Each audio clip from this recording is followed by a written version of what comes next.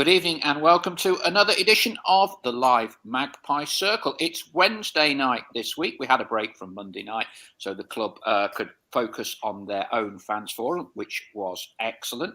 We've lost our unbeaten record. Are we going to wake up against Woking? Are Notts fans more disgruntled than those of Chesterfield and Grimsby? And the big question, have we all got petrol in our tanks? We've got two Magpies in the Magpie Circle podcast tank tonight. Welcome to club record goal scorer Leslie Brad. Good evening, Les. Good evening, Paul. Delighted to see you. And welcome to our Manchester millennial, Chloe Page. Chloe, good to see you. Yeah, you too. All three of us were on the terrace in varying stages of condition. My son, the producer, probably worse than most with Emilio, back from Benidorm or wherever he's been. Not the greatest day. Hopefully it is but a temporary blip. As always, let's try and get a bit of interaction on the show. MOM, probably the least of a few evils. Who was your MOM for Saturday? Fingers on buzzers, get those in right away. Dave Shorter is on the line. Got some new names here. Gary Wardle is here. Lee Brearley, one of our ever-presents. Surely back on the win wagon this Saturday. Gary Wardle, Woking just clicked Chesterfield, so wouldn't be so sure. And with Grimsby also losing, it's about who bounces back the best. Stephen Orton, good evening, everyone. Bob H, good morning. Yes, it's morning in Thailand. We are 6 hours in front of you. Got the red wine in hand. Bob, thanks for dialing in. Send us somehow or other your contact details to my producer or online. We'll maybe try and get you on the show next week if you're going to be up with a red wine at 6 o'clock in Thailand.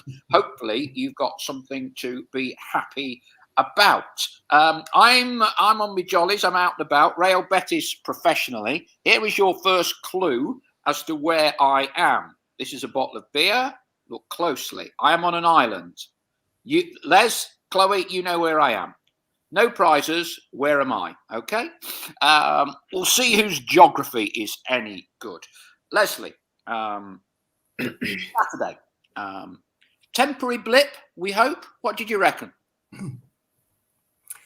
Well, I'm hoping it's a temporary blip. Obviously, we've gone up there with great ambitions to win and keep the run going. We're playing against a team that hasn't played for a couple of weeks. They've been off with COVID, so I tend to think they won't be as sharp as maybe they should be. From our point of view, we're missing probably our number one, number two, number three we put on the team sheet, the goalkeeper, the two centre halves. So that was a worry to me going up to watch the game.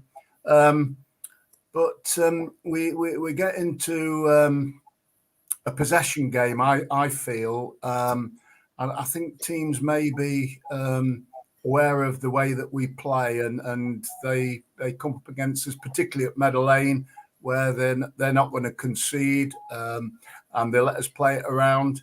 And sometimes I think we probably need to go a bit more direct and cause other teams problems. On Saturday, we didn't really do that. In fact, well, I left about 5 minutes before the end to get the tram, but I think at that stage, I don't think we'd had a shot on target. So, you know, if you don't score goals, as Jim used to say, you don't win matches. Can't believe you went 5 minutes early, Leslie. Jimmy Cyril would never have allowed you to do that. Dale Pikett, the best thing about Saturday was the fish and chip shop across the road from the ground, as given to us by Simon Stone, the BBC football correspondent. Yes, good chippy. Didn't go myself, but it looked very nice. Chris Gosling, let's hope Woking's midweek exploits have left them leggy. Lee Brearley, yeah, you're on the right lines. He says, am I in Italy? Yeah. But from the clue on that beer bottle, you should be able to narrow it down a bit more. Let's see whether you can. Chloe, what was the millennials' view of Altrincham?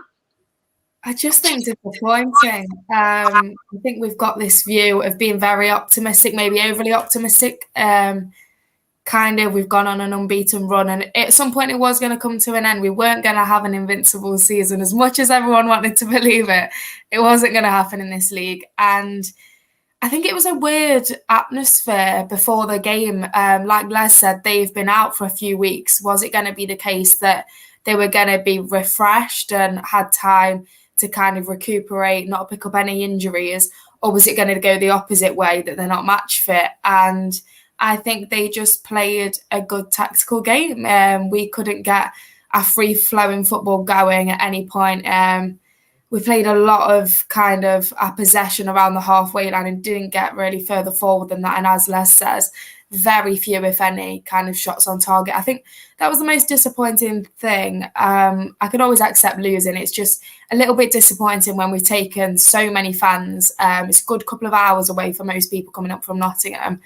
And it was just a bit of a disappointing performance. But I like everyone saying it's how you bounce back. You're going to get these results all the way along, no matter who it's against, whether it's a kind of top of the table side or a bottom of the table side. A positive I take it wasn't at home. And we've got a home game coming up, which would be, again, nice to win as any game would be. But I look at it as more of a learning curve. Again, to reiterate what Les says, very important players out, the goalkeeper and the centre-half. I think they only had a training session at most each. And I think they came out with a lot of credit. So again, another positive.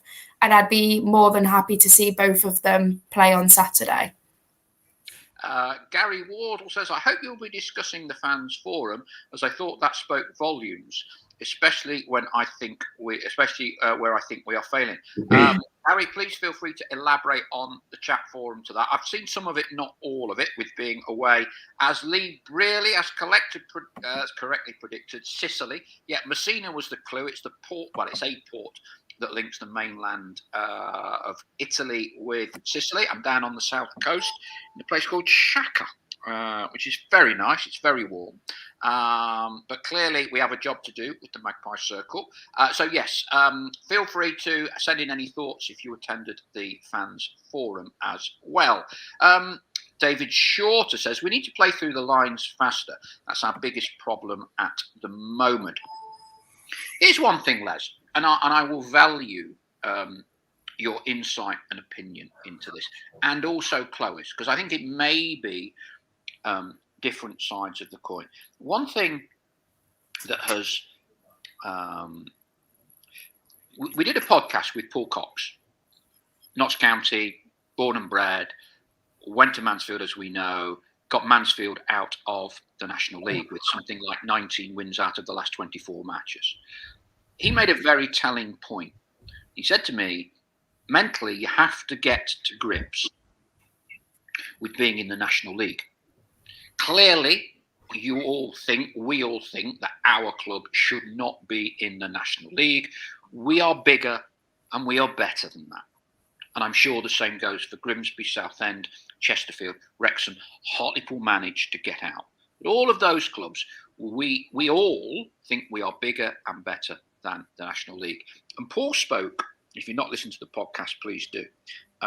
Paul spoke about mentally getting to grips with that and then kind of getting your results. I wonder, Les, if we have a bit of a superiority complex. By that, I mean, we take the most fans away, we have the biggest crowds, or certainly at least until Wrexham this season. You know, we've got big players, many of whom we would say could and should be playing in the National League. We've got a 20,000 stadium. And therefore, how on earth can we lose to the part-timers of Altrincham? Yeah, who, by the way, have won as many games as us this season from 6 matches as we have won from 8. They've won 4 out of 6. We won 4 out of 8. But what I find interesting, Les, is from your day under Jimmy Cyril, certainly once you start getting to the Championship, Notts were the underdog. Under Neil Warnock, they were perennial underdogs in everything they achieved getting to the top flight. And certainly shortly after you'd left, Les, Notts in the top flight were massively the underdog. we kind of talk a good game as well, in the sense that we preach a philosophy about the way Notts County are going to play under our ownership and under Ian Birchingham. Do you think any of that is a problem, or do you think I'm talking rubbish, Leslie? No, we've all got our thoughts, and my thoughts were when we got relegated that we would get together and bounce back again. But I've been quite surprised at the quality and the standard of football in the National League. And you know, in the 2 years that we've played, it's been proven with the teams that have got promoted, they haven't struggled at higher level. Many of the teams now are full time. They're operating with managers with great experience, and there are no easy matches to go out there and win. You know, we saw last night. I don't think anybody would have foreseen that Grimsby, Chesterfield would have lost last night. So you know, these results come up. You know, that's our first defeat, and we've got a big game on Saturday. We're playing Woking. Woking will be on a high. They've just beaten Chesterfield. So there are no easy games. I'm pretty sure that our supporters, most of them now, have fully understand that it is a tough league to get out of. So there are no easy matches. But I know that the manager and all of the players are in harmony with the tactics, the way that we're working, and hopefully at some stage it will all come together, and we'll score goals and move on from there. It's inevitable in a media-driven, social media-driven world, Chloe, that there are massive ups and downs, and I'm sure right now, woe is me, Chesterfield and Grimsby, and goodness only knows what Southend are making of things at the moment, and Stockport for that matter. We were all, as I say, we were all on the terrace on Saturday behind the goal, all three of us. There was a bit of criticism, wasn't there? There was a bit, and clearly you can put that down to being on the day, a little frustrated. But nevertheless, there was some, I think it's fair to say, degree of disappointment among the rank and file fan who's travelled to the away game. And we're not talking about people on social media. I think that's important to put across. We're not talking about someone that only ever listens to the excellent commentary of Charlie Slater and Mark Stallard and bases their assumption on Notts. These are, you know, the best part of 1,000 fans who travelled and paid their money to go to Notts. There was, I think, a sense, quite a bit of frustration at the end of the game. What's your take on all of that? I think it's really understandable at the time. Like you say, the people that have been down, spent their money, travelled a long way, and kind of got more of a bad performance than anything. Less of the result. A lot of people that I've spoken to, family, friends, it's not really about the result. It was more a bit about the performance. And I kind of understand the emotion at the time. It's very easy to not look at the positives when you're stood there for a couple of hours and you're watching it, you've paid your money to go and watch it. And again, like you've mentioned, there seems to be a contrasting view of those. You can tell the people that went versus the people that didn't go. I've got friends and family that couldn't make it for various reasons, and they're texting me like, it's all Notts. And I'm like, it's frustrating because you don't want to kind of put your pessimistic views of what's happening in negative views, but you can only really tell if you're there. Unfortunately, obviously, the commentary is great, but actually seeing it is the difference. And I understand the negative views at the time, but I think you've really got to step away, come home, gather your thoughts, get to the next day, get to the next week, and then reevaluate. You've got to take the positives from it. It's one result at the end of the day. We've only just started the season. We've not got it to 10 games yet. We were bound to lose one, and in my personal opinion, I'd rather lose away than lose at home, and that's what's happened. We speak about bouncing back, and hopefully we've got kind of our home crowd there. As much as we had a lot of fans kind of go to Altrincham, it's great to be back in Meadow Lane and having even more fans there. It's always difficult, I think, as well, to get an atmosphere going at a ground that's kind of an open terrace. You've got nothing to trap the sound in. I think there was chance. We were stood down one end, and I don't think you'd even hear the chants the other end. So that kind of puts a dampener on it as well. There was, you see at Meadow Lane, and maybe we go a goal down, or we have a bit of a bad first half, and the crowd gets them going again. And I think Kyle Cameron was one of those that spoke in the fans forum about how much the atmosphere kind of helps them, even if it is booing. It kind of spurs them on, and that's very easy to create at home, good or bad. It's very difficult away from home in a stand like that. I also think that it also doesn't help. But in terms of emotions are going to be high on the day when you've been down, you've travelled down, you've spent your money. But I think it's more important to reevaluate when you've had the time, you spoke to other people, everyone's going to have different views, which is the great thing about this podcast, reading everyone's views and everyone having a bit of a difference of opinion. But I think it's also great that we do this a couple of days after. We can gather thoughts, what's happened in other matches, and kind of bring the positives out of a bit of a negative day. So get back to Meadow Lane, and hopefully we're having a different conversation next week. Ballum, who is a resident kind of Sutton stroke Notts follower down in London, caught up with the manager's Q&A or fans forum Q&A on Notts County YouTube the other day. Very interesting. It's important not to try to win more matches. I think the point Ballum's making there is we've won quite a few already. Is an interesting one from Tim Alsop, obviously of a certain vintage of Notts County fans. Evening all, nice to see you all on Saturday. Altrincham doesn't seem to have changed since the last time I was there 49 years ago, when Kevin Randall scored an 82nd minute penalty in the FA Cup first round. Through the dim and hazy past, Tim, I do remember my dad went to that game. I would have been 8. Don't think I went to that. I certainly can't remember it. But I do remember Notts had been to Altrincham before. So good memory. Shame we couldn't repeat the result. Chris B says, we missed the runs in behind. And I've lost it now. I'll come back to that in a minute. Lee Brearley, I'm hoping Paul's prediction of a dark horse pre-season in Dagenham slowly disappears. They look a strong side. I've not seen them.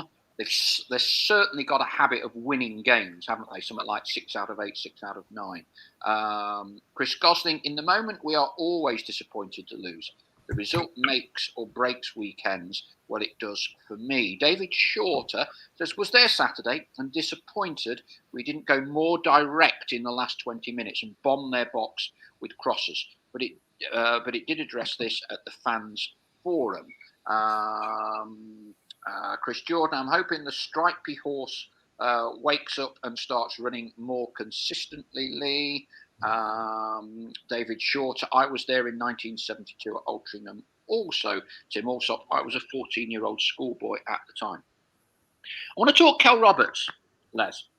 So Kel has picked up 5 bookings, which for a striker who's not necessarily, of a John Fashanu or that kind of aggressive all-action type, Ian McCulloch, let us say Ian McCulloch from your area. It's a little surprising. 1 or 2 of those, I believe, have been for December. For me, looking at Kel on Saturday, Kel looked a little bit frustrated. Kind of wants to do everything as much as he can, obviously, but to me, just seemed a bit frustrated. I mean, what as Notts County's record club goal scorer, what was your take on Kel? Cal's come into the club 18 months ago, and he's been unbelievable.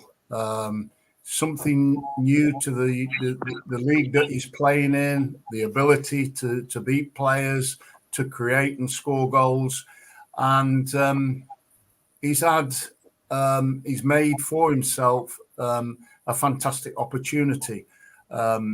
Last season, he had issues going on with injuries, and through the summer months, he worked hard, and he's got back into the team now, and probably he's just coming on to peak fitness. And what he has to learn is he has now got a name for himself, and the teams that we're playing against know who he is and what he can do, and they're putting in policies to stop him being able to do that. So he will get frustrated if he's not having a clear run and cutting inside and scoring goals. But he has to still keep doing what he's good at, and I'm pretty sure at some stage, it will all turn. I mean, he did a fantastic run in the second half. I think he beat two people, laid a beautiful ball on to Reuben. Unfortunately, Reuben put it over the top. Another day that will go in the net, and he'll come away with an assist and be delighted. No, it's just one of those things. He's got to work out in his mind. He's got to realise that he is a marked man and get on with it. That's what the better players do. Certainly among our younger generation, Chloe, Cal already has saint-like status, doesn't he? But I even heard one of and like it's in the heat of the moment. But I even heard one or two people having a little dig at Cal. Clearly, it wasn't one of his better games. But clearly, he is hugely influential to us in the past and will be in the future. For us to be successful this season, we need Cal Roberts and, I'm sure, Reuben Rodriguez both firing on both cylinders. It's not quite the case at the moment, is it? Not at the minute. I think, to reiterate again, he's got this name for himself now. Even if he was out most of last season, there's a big expectation on his shoulders that I think he has for himself, not only from the fans. He knows his importance and he knows how much he means at the club. Obviously, he's been given the Geordie Messi status, and it is a little bit of a laugh and a joke around. But I don't know whether the pressure's getting to him. I obviously don't know him personally, and I haven't had a chance to speak to him. But it's very interesting to know, does he feel like he's not necessarily carrying the team, but if he's not having the performance that he wants for himself, whether he feels like he's letting other people down, I don't know what it is. But I think that he just needs to calm down and show everyone what he can do. We all know he can do it. And Messi doesn't do it week in, week out. Don't get me wrong, he does it for most of the season. But he's had his bad games. We all know that. And it might be good for him to have a week out. Takes the pressure off him massively.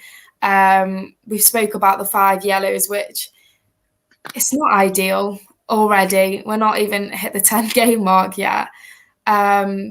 But maybe it's a little bit of a blessing in disguise. I don't know. Injuries lingering at all. It just kind of gives him a week to refresh his mind and physically. But I wouldn't say it's been disappointing with Cal this season. I've seen a lot more good things coming from him than bad. But maybe it is time for just a week of a little bit of a shake-up. And I think that'll do Cal good, and I think he'll come back good. Everyone knows what he can do, and he's one of the most important people at the club. I just think he maybe tries to sell himself a little bit too much sometimes. And that's, I think, maybe where the frustration comes from.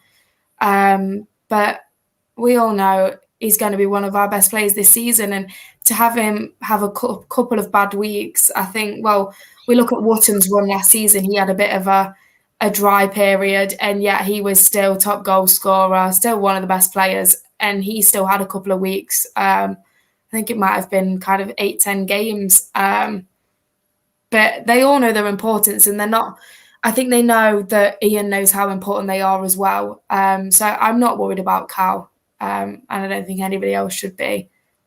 Yeah, and I think we need to put into context, as both Les and Chloe have just mentioned, Kel had some very, very serious injuries.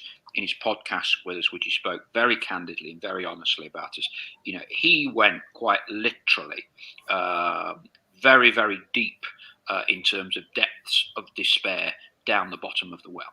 He was a long way down, and he is started the season, but we should not forget that basically spent a year with injuries that have stopped him basically doing anything properly.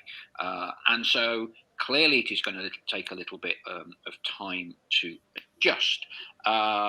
Chris Jordan says, in League One, Jack Grealish learned that being a marked man was a compliment and turned it to his advantage as a free kick winner.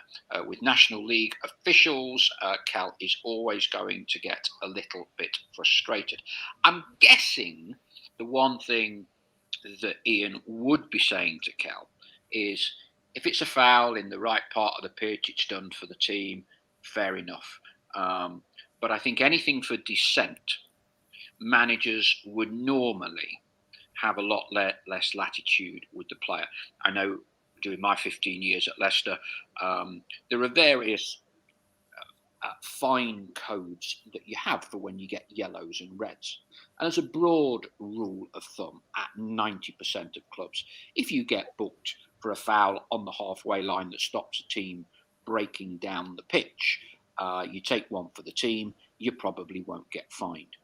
But most clubs would normally fine a player if it was for dissent, because that is fundamentally viewed as avoidable and doesn't necessarily materially affect the outcome of a game. I remember that wonderful story, Les, that Ian McCulloch tells with the game against Forest where we won 3-2. My greatest ever game I've ever watched for Notts in 1982-83.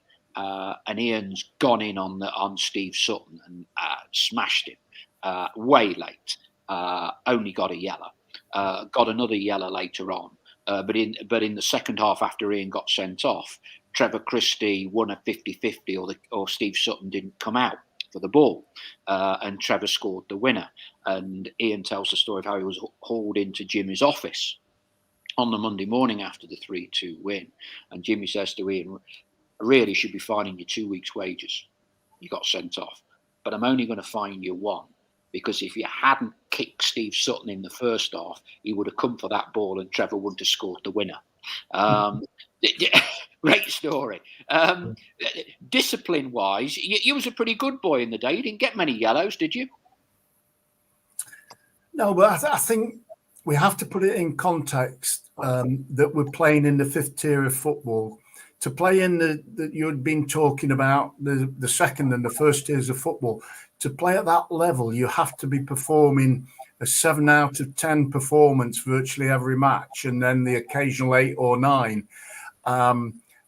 Players that go down the scale aren't producing that. They're coming out with a 7 or 8 performance, probably 1 in 5, 1 in 6, and they have to improve by getting more performances. Whether that they're good enough to do that, only time will tell. So we have to remember that. That's why maybe they're playing at this level. They've got to prove to the manager that they're better than that. In the days that I played, it was you had to do something serious to go in the book with the yellow card. Tackles were free flowing. I saw I saw Graham Souness do Brian Stubbs at Med. Yeah. Went over, and I don't think he got booked for that. So lots of eye-watering. Yeah, they were part of the game. So you I think probably only went to the book those days when you were contradicting what the referee's decision had been, and it wasn't. I never got a suspension. I got the odd booking here and there, but nothing more than that. You never got sent off? Ever get close? No. I can't remember the threat of going. But as I say, you had to do something seriously wrong to leave the field in those days. The referees hated to devalue the game by sending a player off. This day and age, it seems like it's not an issue at all. They're quite comfortable with players going off for next to nothing, really. More comments. David Shorter says, think when Cal gets full fitness and sharpness back, we will see him at his very best. Chris Gosling, I'm more concerned by Reuben's form than from Kel's. Chris B says, it seems to me we can't play both Roberts and Reuben in their strongest positions. And trying to fit them both in is being detrimental to the overall team performance. Chloe, I think this comes with the territory of being Notts County in the National League. So, we have kind of, as a fan base, already, put Kel Roberts down as Premier League in a few years' time. Reuben Rodriguez should be in the Championship. They're going to rip the division up. They're going to score 20 goals each. We're just going to have to turn up and up. And then, such as we go up and down all the time, we have a couple of games in which Reuben doesn't shine and Cal gets a bit frustrated, and then suddenly, they're off the boil. What about Reuben? It's a difficult one. It's not a one-man team or a two-man team. It's 11-man team every week. The only reason people are picking up and picking on these two is the expectation that they've got to kind of perform every week. I think we all need to remember Reuben's kind of start at Meadow Lane. It wasn't ideal, and a lot of people had a lot of things to say about him. Where have we found him from? He's useless, he's this, he's that. And then we found a position for him, and we played to his strengths, and he topped our season off at the end. I think everyone will agree with that. It's just very difficult. We're only a few games in. I think we're all getting used to this formation. And I kind of agree with one of the comments. I don't know I don't quite agree that they can't play in the same side. I think we need to find roles for both of them that suit both of them. They can play in different roles, but I think it's just working that out. Some people say Christmas is too late, but I kind of see it as if this kind of, I suppose, dip in performance just because we've all got a big expectation of all of them. But if it doesn't kind of pick up by Christmas, then people will have things to say. But I think at the minute, it's kind of like you're pinpointing a problem in one or two people on the pitch, when I think it's a little bit bigger than that. Not that we've got massive problems. I don't want it to sound like I'm kind of moaning and throwing the season away, because I'm not at all. But I think that we do need these players to perform, and that's vitally important for us to get where we want to be this season, but also cut them a little bit of slack. I've kind of seen a few comments that you say being thrown around at Altrincham, and it's a bit like, hang on a minute. 1 week, you watch him go and score next Saturday and it'll go, oh yeah, Reuben's back on track and all of this. But I'm not worried too much yet. But I just think it's a high expectation. And we maybe need to look at it from a bigger picture. Just giving them a little bit longer. It's everyone's just started the season again.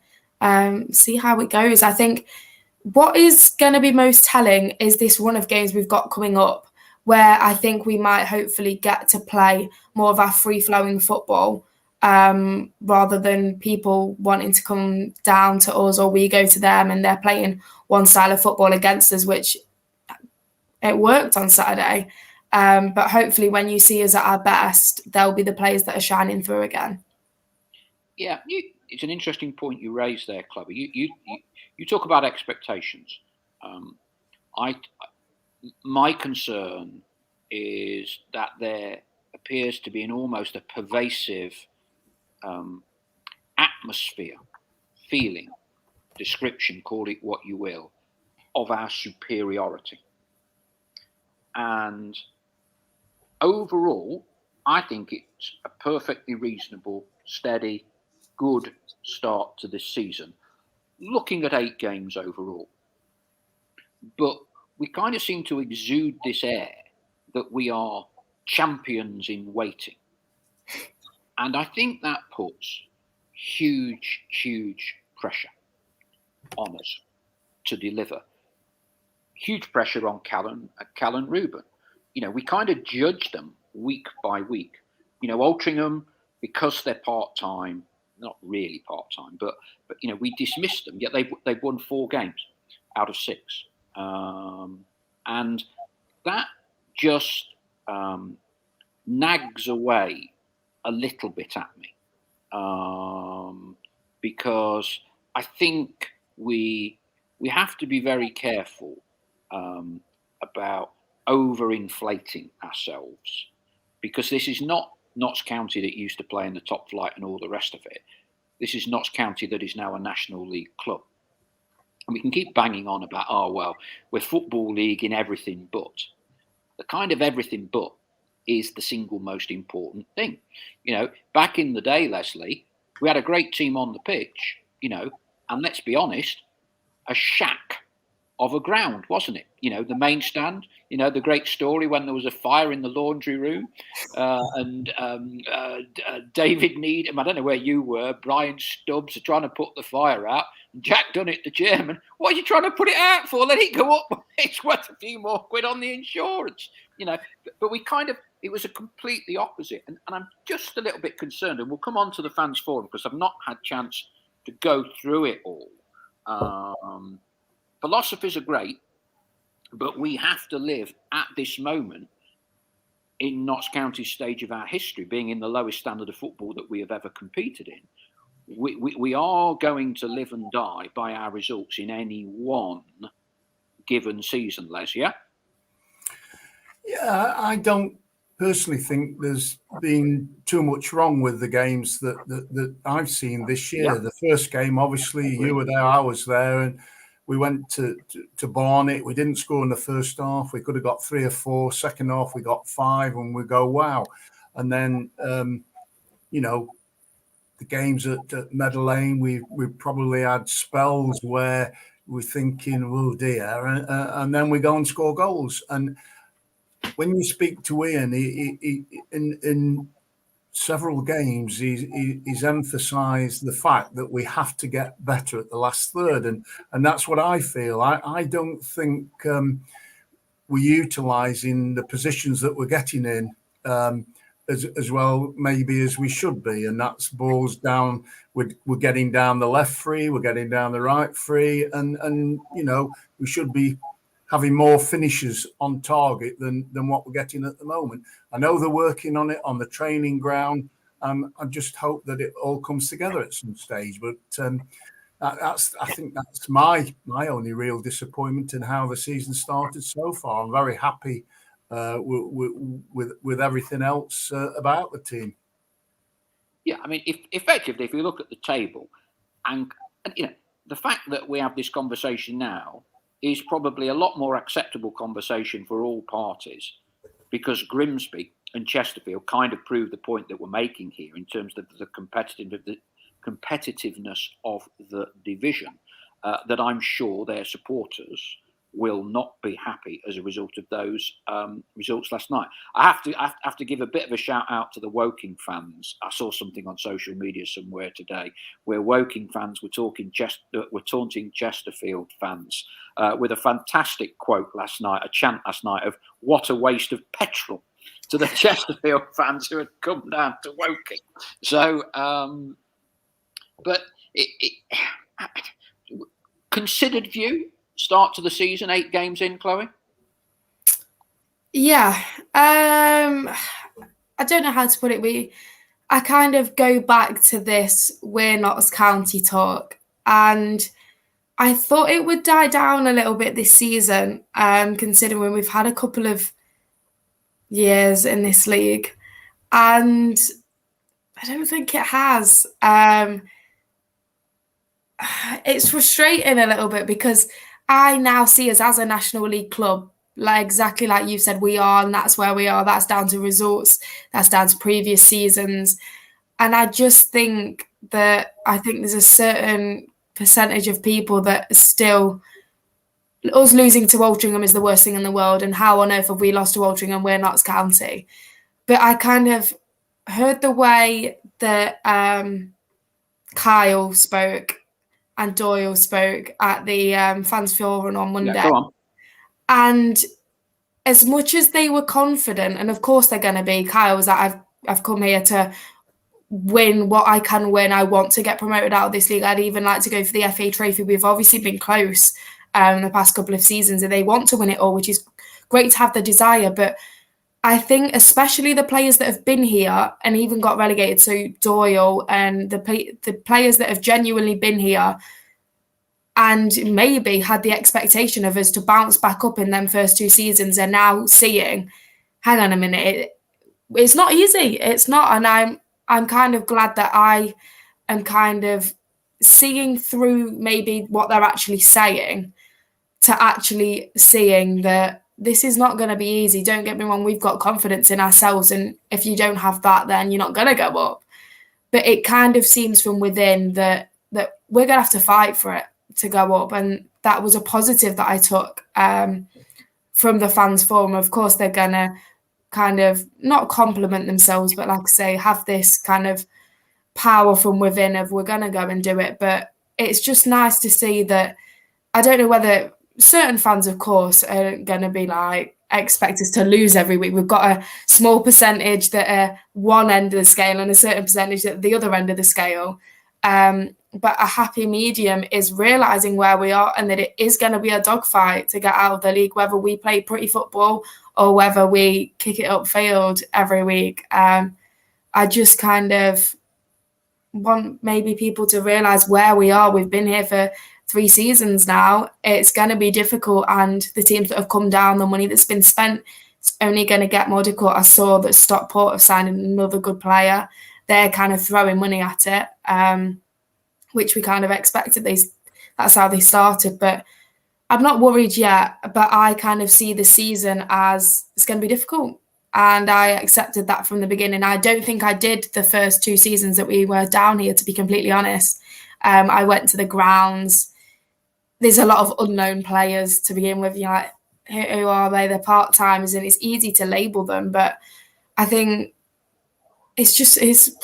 what can I say? Then it's going to be more difficult, and we can't have this expectation. It's nice to be ambitious and to be optimistic, and we don't want to lose that. But it's also about having some realism. We are going to lose games, and we've spoke about it for the last hour. Bouncing back is the most important thing, and the teams that can bounce back from results like this and don't have a long stretch of bad games are the people that are going to go up. So we'll see how we handle it, and we'll see how we handle this tougher run of games, if you want to call it that. They're all tough, but I like to have Christmas as a benchmark and then go from there. We've then got the January transfer window and see how it pans out.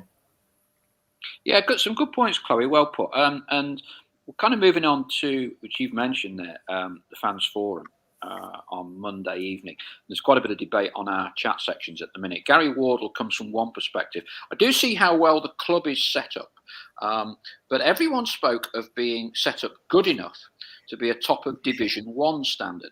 They don't seem to realise that results are not backing that up. And see, I think that kind of gets to the heart of the debate, because our results are not bad. Okay, we're top 6, we're playoffs. But we kind of made a change in the manager with Neil, who kind of got us to a playoff final and was 90 minutes away. Got us to a trophy semi-final, and the change was made. Presumably that change would only be made because you want to make the next step. So instantly Ian walks in. It's kind of clear where we need to be getting to. And I think no one underestimates that without Alexander and Christoph Reitz, this club would be in a terrible, terrible, terrible position. But you can never strip ambition away from a football club. If you haven't got ambition, you more or less haven't got a football club. And clearly everyone is expecting us almost to not go up this season, but to go up as champions. So that brings with it a huge amount of instantaneous pressure. And as such, our results are going to be scrutinised on a match-by-match basis. So other people, Jürgen Halligan, said he thought that people spoke very, very well, said very, very good things. And from what I've heard, I think everyone did speak very well. But in demonstrating the long-term vision of strategy of Notts County Football Club, you can never turn it off from the short-term strategy. And that short-term strategy has to be to get out of this division. And I think that is the huge dilemma. And I see It's not about putting pressure on people. But personally, Les, I see this season as a huge crossroads for the football club. Our first season was undoubtedly the best chance for us to go up. Doesn't mean it's the only chance. We got to within 90 minutes and didn't turn up at Wembley. Second season, we got to the playoffs. Personally, I thought we went out with a bit of a whimper, if I'm honest, at Torquay. Whatever, I thought in extra time, well beaten. Had the discussion with Donna Reuben. I don't think it's down to luck in the playoffs. There's an element of luck down to skill as well.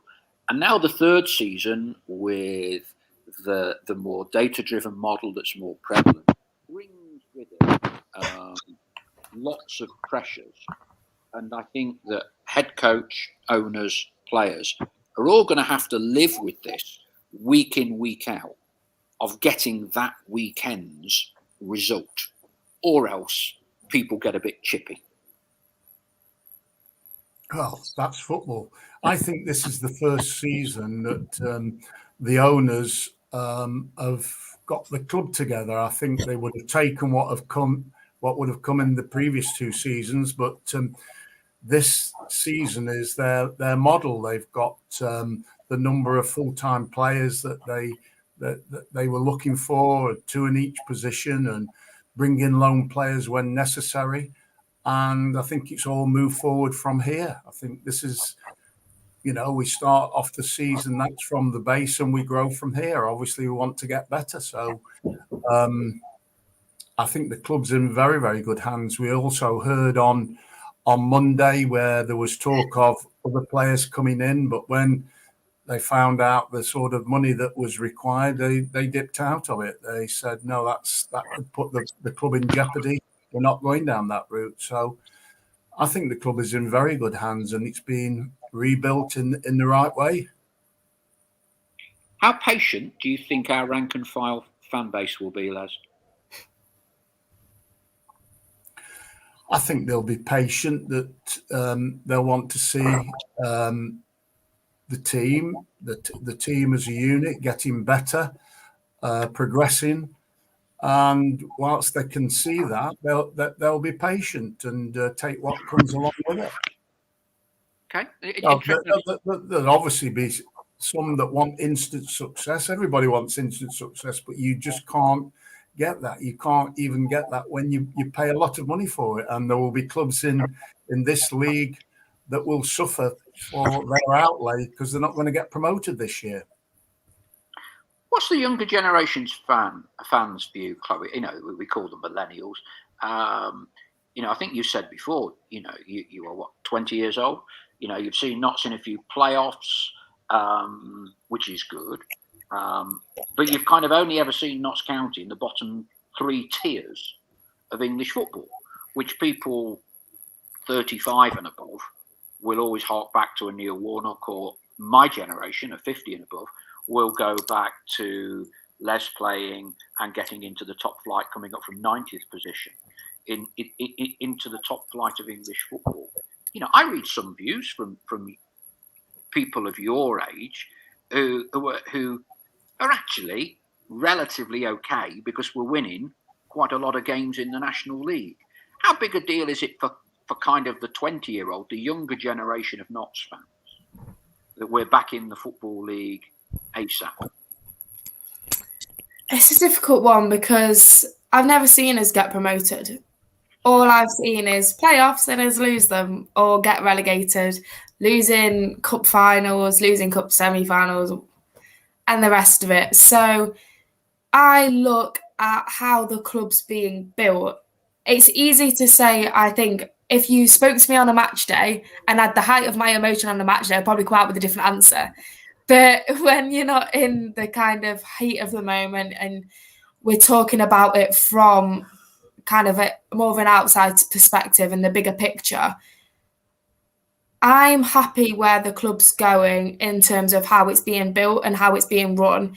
I've not supported Notts for nearly as long as a lot of people, a lot of Notts fans. And yet I've seen 3 owners and I've seen it being, we've been at the bottom almost going into administration. I've seen us at the worst I've ever seen us, and the worst maybe all of us have ever seen us. So I see it as we're going in the right way. I kind of keep touching on points that were made in the fans forum because I think it's important. But the way Doyle was speaking was, I see the club as a whole, not just the players on the pitch. Realistically, the players get you to where you're going to be, but kind of the actual club itself and from within can get us to League One. The kind of way that it's being built, the staff that we've got, the work that's being done in recruitment and everything else. But in what Doyle said, this is the hardest league to get out of. I'm not trying to say we're going to breeze League Two and go straight into League One and stay there forever. But don't get me wrong, I'm eager to get out of this league, and I'd be lying if I said that I wasn't. But realistically, if you laid it out to me and said, would you rather have a stable club where you have no kind of thoughts that it's ever going to go wrong, it's ever going to go as toxic as we've seen in previous seasons, and we're going to get there, but we're going to build it up properly? Or would you rather get through a load of managers like I've seen us go through plenty and just kind of rush it and spend like everybody else? And maybe even ruin the club by doing that. Everyone spent a lot of money. And I'm glad that we kind of haven't bankrolled it. We've tried to do it our way. We've tried to do it, in my opinion, the proper way. We've tried to sustain the club and the bigger picture. We're not trying to ruin this club to just get out of the National League. It's not worth it. I've seen us at our worst, and I never want to see that ever again. So it's so important that we are building something for the future. Of course, it's so important to get out of this league, but I'd rather hang on, take a couple more seasons if that's what it's going to take, as long as I don't ever see the club in the situation it was before. But in the same breath, of course, I want to see us go up. And if that's this season, fantastic. But a rebuilding job was needed when they came in. Everyone knew that. And let's not forget that first season we were playing in the National League. We barely had a team at the start of the season, and we finished in the playoff. And I think that's pretty good going. Don't get me wrong. We know we was 90 minutes from going up. And if we would have done it, it would have been unbelievable to bounce back up in the same season. But realistically, sustain the club, build something better for future, whether we're going to have the same owners for years and years and years or whether someone else is going to take over, build it up properly. And this is the happiest that I've been in the kind of 10 years that I've supported them. How kind of relaxed I feel with who the owners are, who we've got in. And that's all you can ask for, to be completely honest. But of course I want out. But as long as we're secure in our club, there's not a lot of moaning that I can do. Interesting debate about aesthetics there, Chloe, and there's a lot of messages streaming in. I'll read out a selection of them. Ian Birchinall, we have had far too many managers, as most would agree. So Chloe's right. Let's play the long game. Lee Brady, Chloe, what a breath of fresh air. So true. What else have we got here? There's so many coming in at the moment. Chris Jordan, I'll take stability with a dash of ambition over fake boom and real bust every time. Gary Wardle, it's a lovely, lovely club, is not, but it's not producing the success all the efforts merit. David Shorter, a sustainable club is the most important thing. Promotion is the bonus. Chris Gosling, I have total faith with the model and the manager. It's sustainable over the long term. So whilst we want promotion, I don't think it would change if it doesn't happen this year, unlike our rivals. Okay, so the other big debating point tonight, and I suppose on many Notts people's lips, is the model, in inverted commas, that Chesterfield are adopting. And I do think it's quite an interesting model. One of the ironies, of course, is that Chesterfield is not run by an independent, one single person owner. They're run by a trust. Under normal circumstances, trusts are very, very conservative, as we would know from when the trust owned Notts in the 2000-2010 period. And normally money is at a premium, and you can't spend what you haven't got because there's not a wealthy benefactor to prop up the losses. Chesterfield appear to be adopting a model where they are spending heavily. Shamanga has clearly attracted a lot of attention, reported six-figure fee. Clearly he's moved there on decent wages. And I think in Notts' fan forum on Monday night, Notts said that Chesterfield offered significantly more money for Calvin Miller than Notts were able to afford. There's been a big debate about furlough and all the rest of it. I guess the question is, Les, as football fans, we're always impatient. And I speak to you now as a fan of Notts County over many years rather than a football player. How difficult is it to look as a fan and be objective if one of your rivals spends big and it works? Because many clubs would have pointed the finger at Notts in the year that they came down as being the big spenders of the division. I guess you were used to a chairman at Notts County who was, with Jack Dunnett, who was kind of always relatively frugal. Except when he bought Tony Haitley. So, there was a case where we were pretty much like we are, shall we say, this season, going nicely up in the top four halfway through the season. And he decided, Jimmy convinced the chairman that he needed to invest some money with Tony Haitley, and that would guarantee promotion.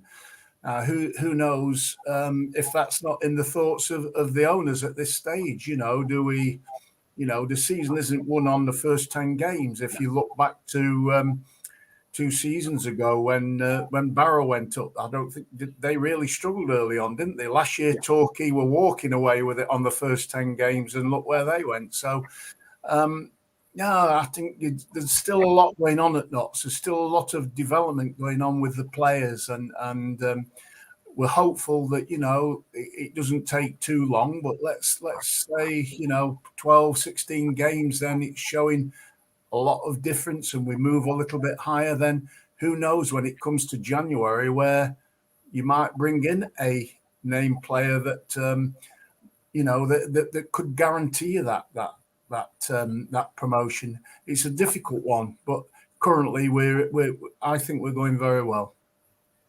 And of course, Saturday, we're back at home, as you mentioned earlier, Chloe. 3 on the spin. We've got Woking. I don't think, I've not had a chance to speak to him this week yet. Martin Tyler, Sky Sports commentator, who is the assistant manager of Woking. Lovely man. And again, if you missed it, one of our best Magpie Circle one-on-one interviews. We did it with Martin last year. And he tells a wonderful story about when, on the day that Notts were relegated, sorry to bring this up at Swindon, Martin was commentating at a Premier League game. And Gary Neville told him as soon as he came off air that Notts had been relegated at Swindon. And the first thing Martin Tyler said, and this is a man that's been round the world covering football, our number one football commentator without a doubt in this country. And the first thing that Martin said to Gary Neville was, goodness, I should be going to Notts County, which kind of puts into perspective everybody else in the National League and how they view Notts County. And it's an unfair question, but I'm certain that Pavis, Cop, Family Stand, we're all going to be expecting to turn Woking over. But if ever there is a cautionary tale, it is Woking's performance and result last night, isn't it? Yeah, of course. I don't think anyone had any one of last night's results go the way they thought. And of course they're going to be on a high. Who isn't after they won 4-1? They're also going to be on a high when they turn up to our ground, like everyone else seems to be. Someone made a comment earlier, I can't exactly remember who it was or what the wording was, but everyone comes to Meadow Lane and puts on their best performance, and I think we use that as an excuse a little bit. But we need to, I think someone worded it as, we need to kind of show them why this is a difficult place to come. It is. The fans that we've got, the pitch, we need to make it difficult for these teams. Don't let them enjoy their day out. I think that's what someone said. And so far, so good at the minute. But we say this every week, no game's easy. I would like the 3 points purely because we're at home, and after a loss, it's the best way to bounce back. A clean sheet would be nice for the goalkeeper and for the centre-half, who I imagine both will be playing. Don't know how many Woking fans will come. I don't know any figures at all. I'm not really too sure how they travel, so that's something else that'll be interesting. But I'm looking forward to it. Always looking forward to being back at Meadow Lane. But yeah, they're going to be on a high. But we might have the confidence to bounce back, show everyone what we're made of, put the negativity to a side, and it might help us. But there's no predictions. There never is. You can't predict last night. You can't predict this weekend. You can't predict next week. So just go in with it with an open mind and all the promises of that we're going to get 3 points at the end of the day. You made this point last season, Les, and at the start of this season in some of our preview shows. And you said that it will be to Notts County's benefit when fans are allowed back into stadiums and to Meadow Lane. And as sure as eggs is eggs, you have to have a very strong home record to be in the playoffs and in top spot. I guarantee you that the team that wins the championship will have one of the 2-3 best home records in the division. It was something that Jimmy Cyril prided himself on. I'm sure you will never have forgotten that the year Notts won the 4th division title, they went through the entire season unbeaten at home. 3 on the trot at home. Great opportunity to make it for Saturday. Yeah, I'm sure the manager and Mike Doyle, they will be working on the players, getting it out of the head, the defeat at Altrincham, and gearing themselves up for Saturday. And they will also be talking about the crowd. There's going to be around 5,000 or more supporters in there, willing them to win, and the players have to utilise that crowd. They've got to get them behind them, and the best way to do that is by attacking and shooting at a goal. There's nothing more that makes anybody want to sing and shout is when the goalkeeper has to save a shot or there's a near miss. That excites people. So they will be working hard this week on I'm pretty sure coming out of the blocks and early and getting stuck into Woking. Jurgen Halligan makes the point. 2 ex-Notts players on loan scored for Woking, Tarvin Campbell and Innie Effiong, who was signed on loan by Neil Ardley, if I recall. Gary Wardle. Philip, there are plenty of good players from these shores at this level as well. That was in response to a point from Phil Gardy. I think our recruitment model has been impacted by not being able to find hidden gems due to Brexit. Gary Wardle, we treat opposition well, let them enjoy the day. Sometimes we're not ruthless enough. I think that about wraps it up for tonight. We've had loads of observations on the aesthetics and ethics of how you go promotion, run a team. We'll get into the Notts Chesterfield debate, I am sure, more fully when we actually play Chesterfield.